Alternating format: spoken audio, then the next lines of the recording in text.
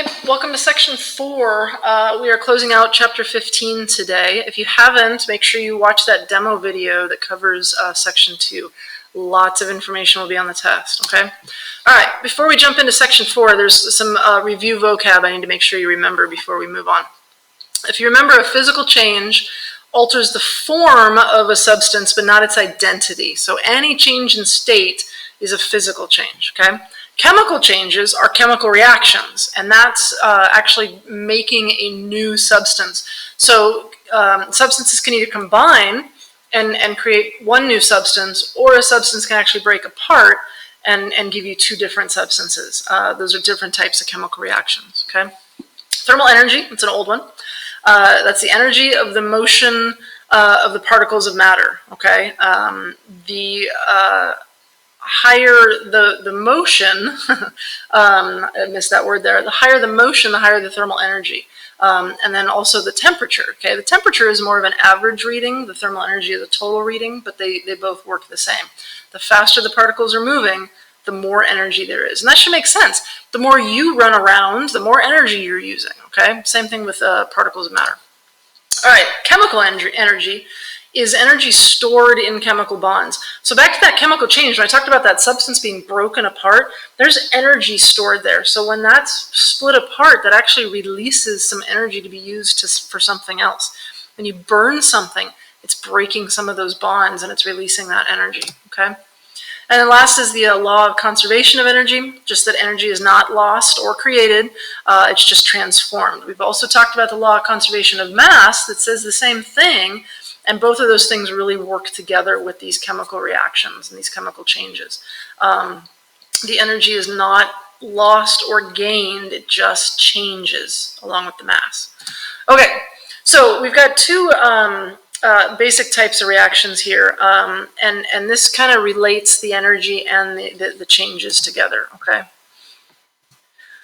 In both physical and chemical changes, energy is added or taken away. Now, when I say taken away, it doesn't mean lost. It just means it's moved to something else, okay? So it's either put into the change or it comes out of the change, and it's going somewhere else, okay? It's not discrete. Keep in mind that a chemical change is also known as a chemical reaction. So in all chemical reactions, energy is either absorbed, it's added in, or it's released, it goes away, okay? And the scientific term for that is endothermic and exothermic. In an endothermic reaction, the energy is being absorbed from the environment, and it leaves it feeling cooler, okay? So some reactions, when you do it, if it's in a bag, the bag actually feels cooler. Those portable or those like disposable ice bags in first aid kits, that is an endothermic reaction. You pop it, chemicals mix, and what it's doing is it's taking the energy in from the surroundings, and so when you touch it, it feels cold because it's taking the energy from your hand. Wild, right? And then there's also an exothermic reaction. Those are the reactions that feel hot because they're releasing energy. Fire is an example. The elephant toothpaste chemical reaction that's in all kinds of YouTube videos. If you notice, sometimes it looks like it's smoking. It's not actually smoking, that's steam, because one of the new substances is water, but since it's an exothermic reaction, it heats up the water so much, it produces steam, okay?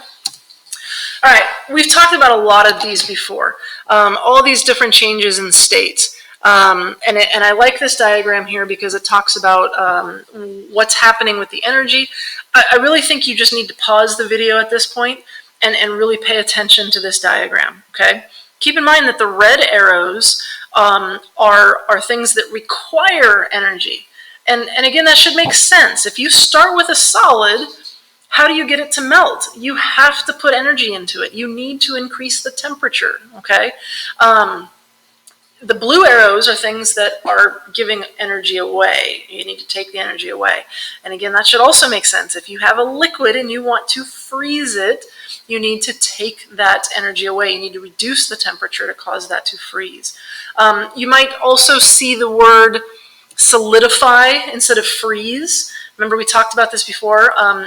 According to this, all solids are actually frozen, but the word frozen implies cold. Iron is solid at room temperature, but it's not necessarily cold, but it is a solid. okay? So kind of keep that in mind. The other one, I don't really like this word right here. I think it's incorrect. Evaporation is an example, but really vaporization is a better word, okay? So pause this. This is all fair game vocabulary. You know, jumping from a solid all the way to a gas is sublimation. Jumping from a gas all the way to a solid is a deposition. This right here, by the way, is what happens with dry ice. Dry ice is frozen carbon dioxide. It does not melt into a liquid. It just goes right into a gas, okay? So let's talk about that idea of vaporization now, okay? Vaporization is just a liquid becoming a gas. And there's two different types. There's evaporation, which does not depend on temperature. It happens at any temperature. But it only happens on the surface, okay? So you've got these water molecules hanging out on the surface, and they're kind of hanging on to their buddies underneath, but some of them actually escape and become a gas. They're like, hey, look at all this room up here. I'm going to go hang out with my water vapor friends out here. See you guys.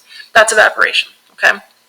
Boiling happens at a specific temperature, but it happens all throughout, okay? That's why we see bubbles. The bubbles in a boiling liquid are the gas form of that substance now. So if it's water, that's water vapor in those bubbles, okay? And both of these things change at different rates, or happen at different rates with higher altitude. So if you think, let's just talk about evaporation for a second. You know, you've got all this air pressure above the water, and it's constantly pushing on the water. If you're at sea level, that's, you know, 1 atmosphere is what it's called. As you go up a mountain, that water pressure, or sorry, that air pressure decreases. There's not quite as much pressure pushing down on the surface of the water. So these guys can escape much easier. So water will evaporate a lot faster at a higher altitude than it does at a lower altitude, which is why even if it's cold in the mountains, you can get dehydrated very quickly because the water in your body will evaporate away very quickly, and so you should drink lots of water, okay?